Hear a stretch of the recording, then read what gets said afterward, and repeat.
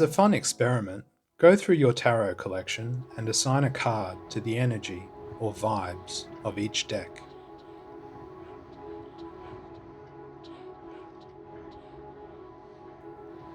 For me, some are Six of Cups, comforting and nostalgic. They tend to be speciations or simulacra of my first tarot deck, the Smith Waite, the one that opened this world. Simple and soothing, like licking a mosquito bite.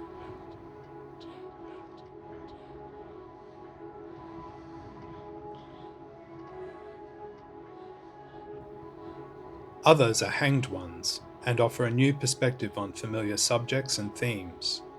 My first hanged one was the Nature Spirit Tarot. They provide a twist, but not so much that your head comes off.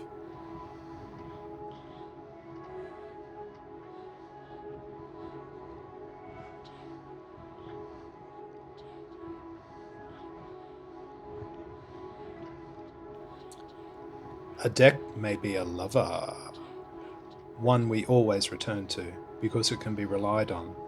We can flirt with other decks, perhaps have a torrid and tortured affair with them, or just jerk them off under the table at a wedding, but given a final choice, we know it is the lover we want keeping our tarot cloth warm at night.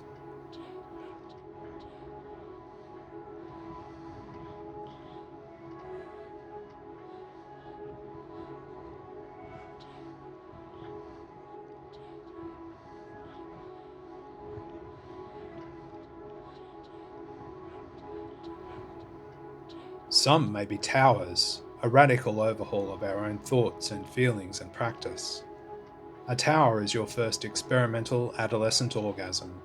It shatters every childish facade and utterly reprograms your brain. Now that you know about it, you can hardly think of anything else.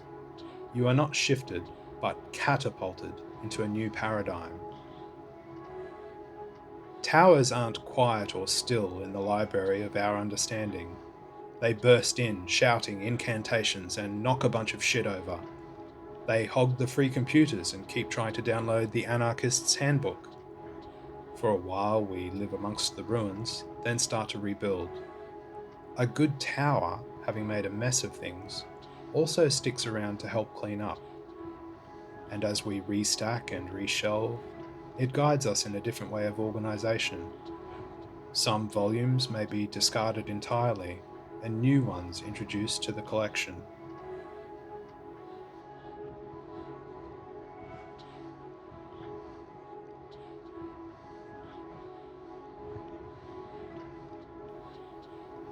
Six of Cups, Hanged Ones, Lovers, and Towers can, like the Christian Holy Trinity, be co-inherent. They all orbit each other in a clustered and complex dance, a four-body problem that is a good one to have.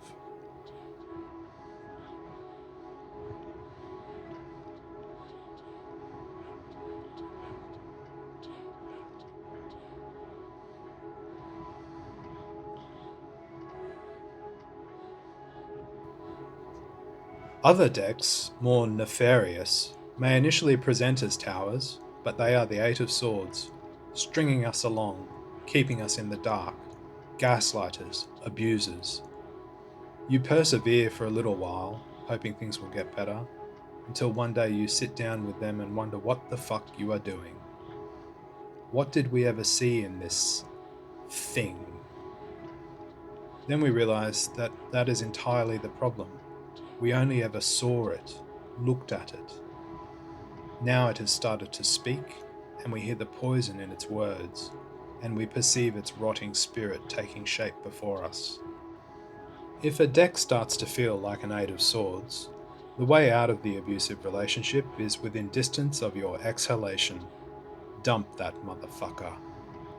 Anyone, anything that seeks access to the temples of your heart and your soul, that ever tells you that you just don't understand, must be denied entry. You are human, and nothing human is alien to you. If you decide, yourself, that you do not understand, and concordantly decide that you have a desire to, then go for it. You decide to welcome them in.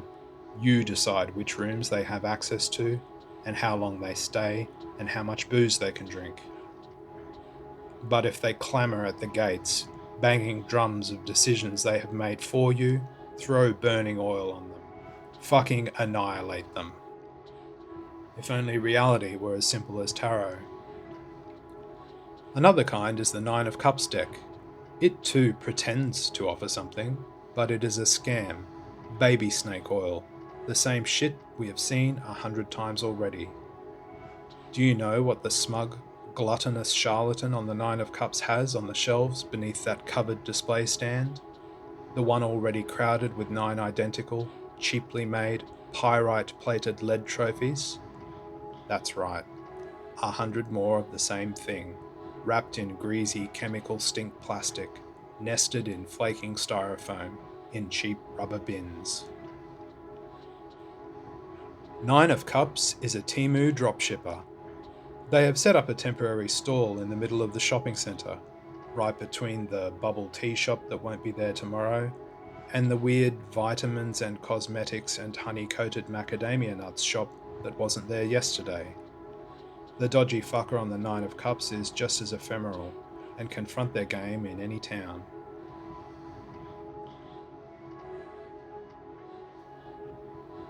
For our purposes, the final kind of tarot deck is the Eight of Wands.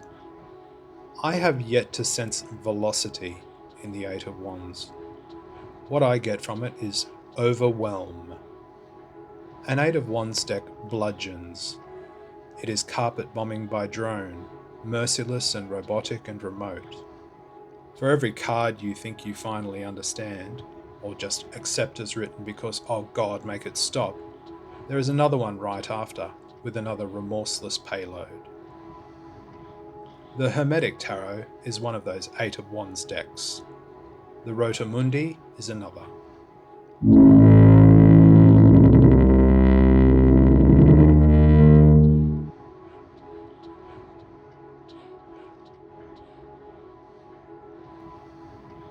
An individual could, perhaps, spend a lifetime studying Rota Mundi. I do not know if, having done so, they would go to their final bed a better or wiser or more noble person, but they would certainly death-rattle their way back into the endless void while knowing a lot about this tarot deck.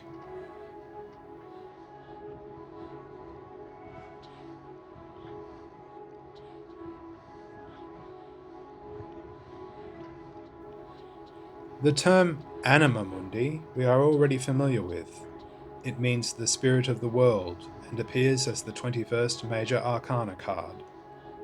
Rota Mundi we also know. It is the Wheel of the World, the Wheel of Fortune, the 10th Major Arcana.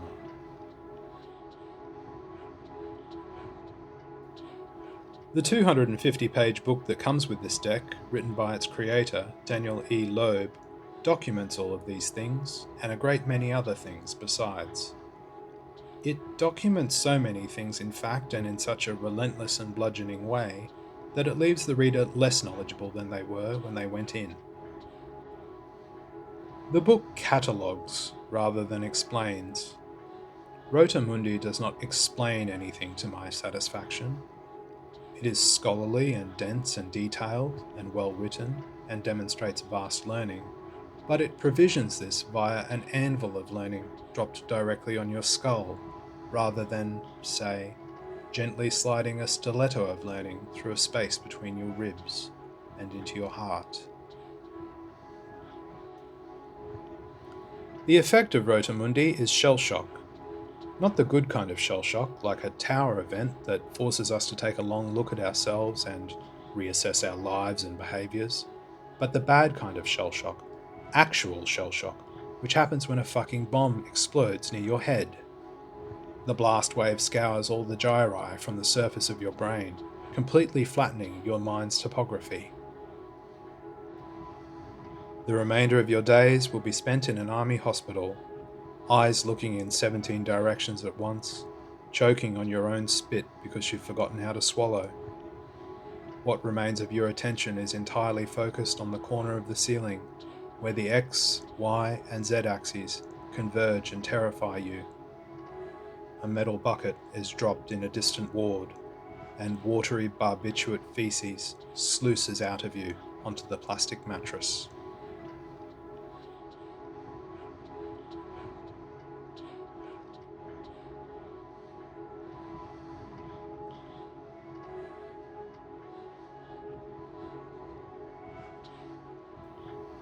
I long ago lost patience for texts that sandblast my synapses with a dozen new concepts or references to other books, or foreign language untranslations per page, while not articulating why any of them matter or how they are connected.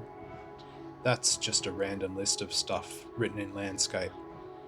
It was oppressive when Montaigne did it in his essays, suffocating when Burton continued with it in Anatomy of Melancholy, sinister in Benjamin's Arcades project, and is simply gleefully sadistic now.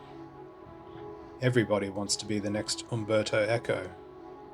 Arguably, after Foucault's Pendulum, even Umberto Eco tried too hard to be Umberto Eco.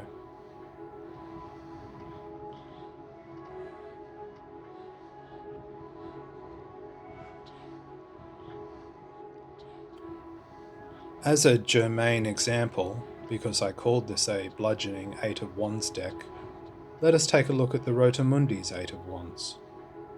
Its Kabbalistic Sephiroth is, appropriately, the eighth, Hod, meaning glory or splendour.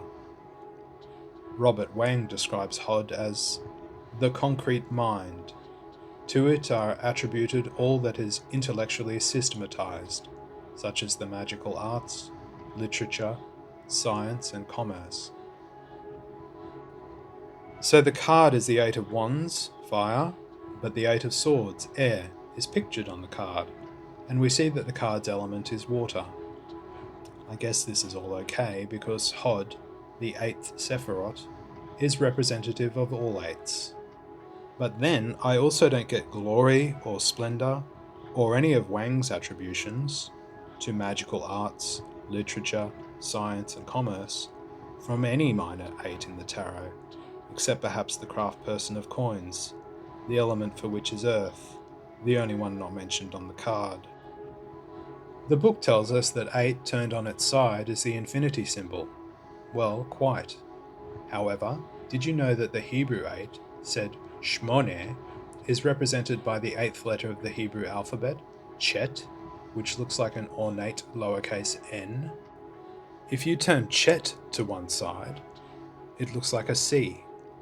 On the other, an unfinished D, and upside down, a U.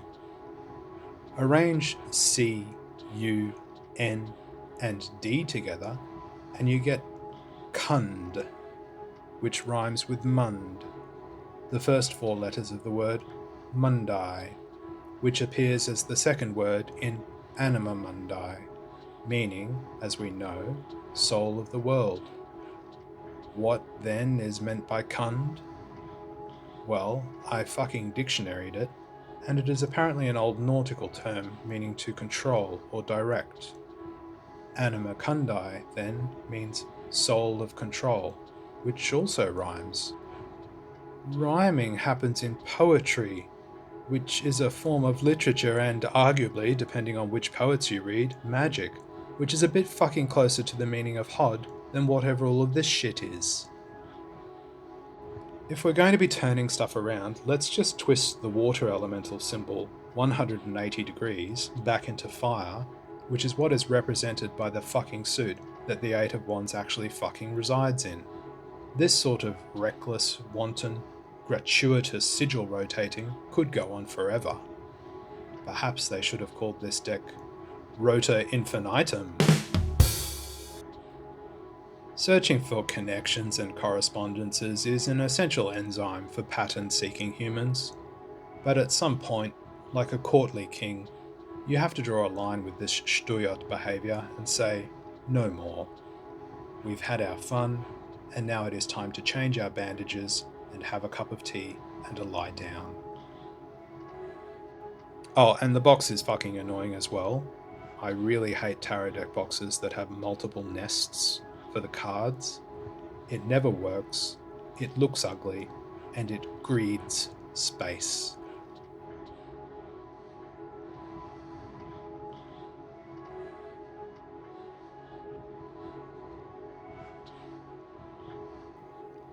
Of course, my frustration with this deck is really just frustration with myself and my own limitations, willingness, patience, beliefs, and spatio-temporality. 20 years ago, I likely would have engaged deeply with it, and with the Hermetic Tarot, and might even have been edgy and contrarian enough to like the Thoth simply because Crowley was a noxious piece of shit. As much as I whinge and berate, there is ultimately nothing wrong with the Rota Mundi. There is nothing wrong with any deck that I complain about. But Rota Mundi does not feel welcoming to me. Perhaps that's because I'm not dressed for entry. In Tau robes with lotus wand held aloft, and a ball of opium resin jammed in my ass, I might be immediately ushered inside, and I suspect I would have a great time.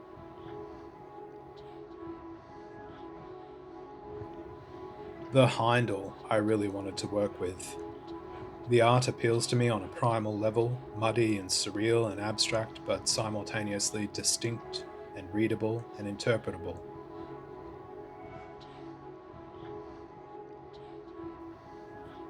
The cards also give us a little extra, a taste of Kabbalah and I Ching, more a bath bomb than a cluster bomb.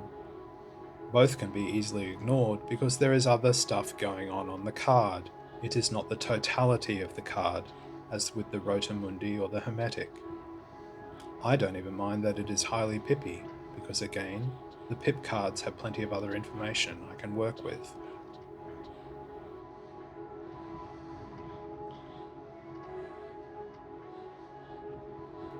But two things put me off about it. The first is the courts. The courts for each suit are highly specific, a range of deities, ancestors, and religio-mythical figures from 4 recognizable human cultures: Hindu for wands, Native American for stones, i.e. pentacles, a very, very narrow sliver of Western Europe for cups, and Egypt for swords. I don't like this at all, not because I am not interested in those cultures and beliefs, but because these court members are named individuals, not archetypes. These named and manifested deities and ancestors have no power or influence where I live, which is Dreamtime country. They do not gaze down upon me through the eyes of the sun and moon. I do not feel them in the earth. I do not see them moving through the bush or in the waters. I do not hear them whispering from the trees or the wind. There are sufficient gods and demons in this place, and they have been here for millennia. Chief Seattle, son of Stones in the West, i.e. the Knight of Pentacles, was an actual human person who lived and died and did things and thought things. Drawing Chief Seattle would have me thinking not about the Knight of Pentacles and what they represent at that moment, but about Chief Seattle and what he did and thought. What did Chief Seattle do and think? I don't doubt for a second that it was big and important stuff, but at the same time, fucked if I know. I'm sure I could learn what Chief Seattle did and thought, and my overall distaste for this form of tarot court might even be assuaged if I read the Rachel Pollack guidebooks for the deck, but I'm not going to do that. My reasoning for this is completely infantile. 1, because it is books, plural. There are 2 of them, one slender volume for the majors, another slender volume for the minors. 500 pages all up. The technology exists for us to print 500-page books, and has been around for a while, so there is no reason, at all, for this to be 2 books. They are published by a mob called New Page Books, which is just Wiser. Wiser have also been around for a while, and should fucking know better, but they have printed these 2 full-price, half-content books in different formats. Look at this fucking aesthetic disgrace. It is an affront to theology and geometry. So I'm pretty bummed about the Haindl. I can't ever see myself taking it seriously because of the way the courts have been done, and I can't see myself cogitating through why the courts were done this way because the books piss me off. It's a tarot deck I won't do tarot deck stuff with, and though I love the art, that is equally useless because it is all in a box, in a drawer, in a cupboard, in a room, in an apartment that I do not inhabit for most of the waking day. It might as well be anywhere at all. If it isn't doing either of the things it has the potential to do, I can't think of why it would continue to exist in my life. It's a broken electric kettle with a hole in the bottom.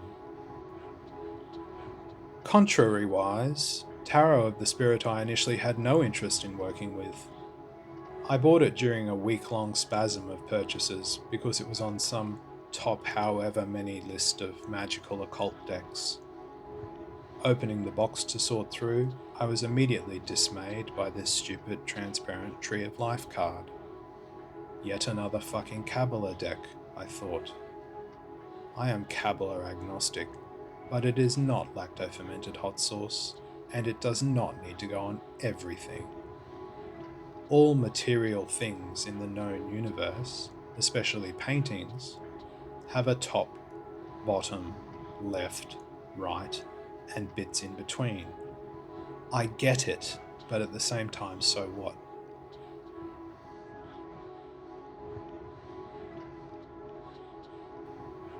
However, just this last week I finally learned to read.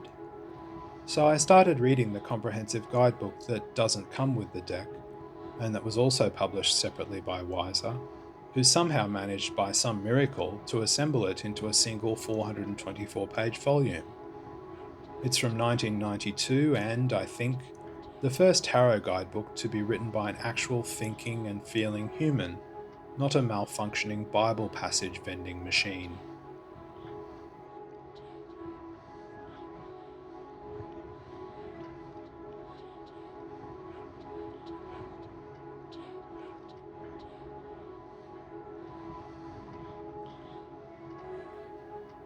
The book was written, warmly, by Pamela Eakins, who also created the deck, which was painted, beautifully, by her mother, Joyce Eakins. Already, just knowing that, I feel tangible energy in this deck. It has anima. It is both a Six of Cups and a Hanged One, familiar but different. It has a bit of pips in it, like a grape, but it is not pippy, like a papaya.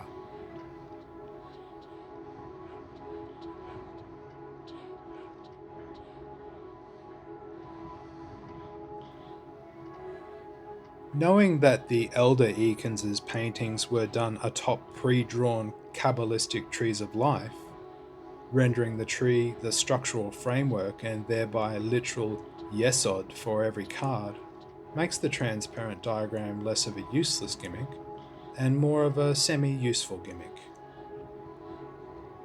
I'm really excited to work with Tarot of the Spirit and thank Pamela and Joyce for guiding it up from the foundation. This deck is most certainly a Hanged One for me, and could even be a tower.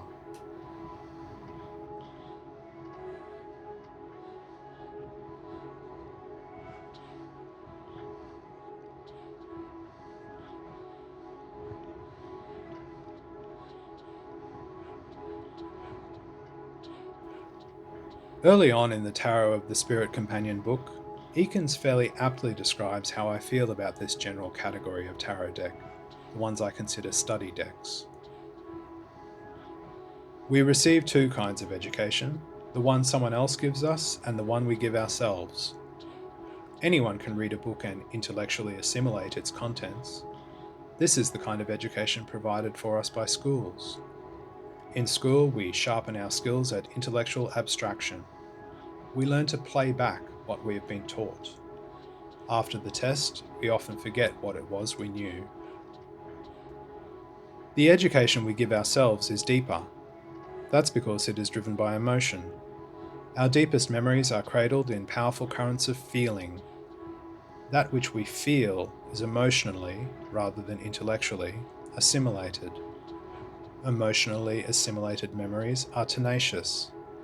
While intellectual memories easily fade, emotional memories cling to our consciousness. That which has an emotional base becomes the force which drives our actions. Observe your own process. you will see that your actions are the result of your most powerful feelings. It is the education we give ourselves that gets us inside of the teachings of tarot and gets the teachings of tarot inside us. The world and our individual lives have quite enough going on in them. If the world is one set in a Venn diagram and our lives another, tarot is a tiny intersection between the two. We cavort in that intersection, like children in an actual intersection, for our own pleasure and at our own risk. It is not necessary for us to intellectually assimilate that Hod is 8, and 8 is all 8s, and is water, and mercury, and orange, and opal, and storax, whatever the fuck storax smells like. If you feel that, then feel it deeply and lustily, and take it as far as you possibly can, and evolve from a page to a queen, and command that realm. If you do not feel it, well, sometimes it's good to be the king, and hold up your hand and tell the realm no.